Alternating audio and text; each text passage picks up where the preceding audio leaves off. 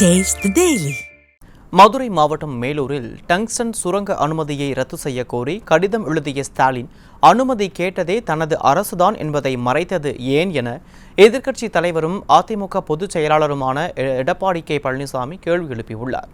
சேலம் மாவட்டம் ஓமலூரில் செய்தியாளர்களை சந்தித்த அவர் இதனை தெரிவித்தார்.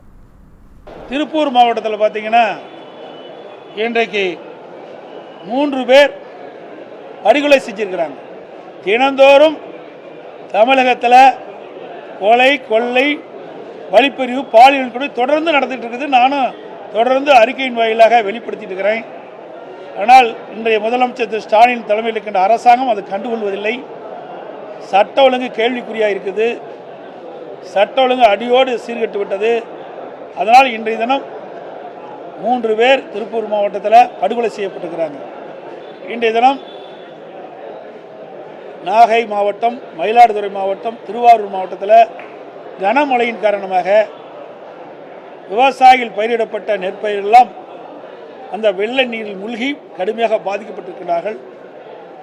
அப்படி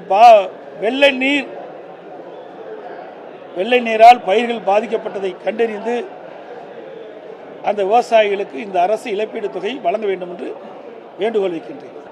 எங்களுடைய ஜெயக்குமார் அவர்கள் தெளிவுபடுத்திட்டார். அதிமுக அரசு இருக்கின்ற பொழுது இந்த பாதுகாக்கப்பட்ட வேளாண் மண்டலம் அறிவிக்கப்பட்டது. வேளாண் துறை மாநில பட்டியலில் வருது. அதை புரிஞ்சுங்க, வேளாண்மை துறை மாநில பட்டியலில் வருது. திராவிட முன்னேற்ற கழகம் ஆட்சியில் 2010 ஆட்சி அதிகாரத்தில் இருக்கின்ற பொழுது நீத்தேன் புரிந்துணர்வு ஒப்பந்தம் போட்டது திமுக. திரு ஸ்டாலின் முன்னிலையில் தான் புரிந்துணர்வு ஒப்பந்தமே போட்டாங்க.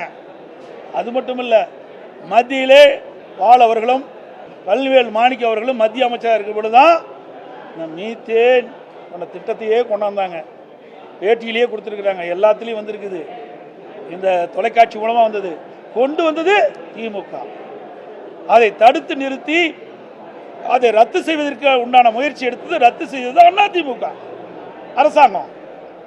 இது மாநில பட்டியலில் இருந்த காரணத்தினால மாநில அரசாங்கமே சட்ட ஒழுங்குகளை கலந்து ஆலோசித்து சட்டமன்றத்தில் தீர்மானம் கொண்டு வந்து சட்டமன்ற கொண்டு வந்து நிறைவேற்றி மேத ஆளுநர்கிட்ட அதற்கு அனுமதி வாங்கி அறிவிச்சிருக்கிறோம்.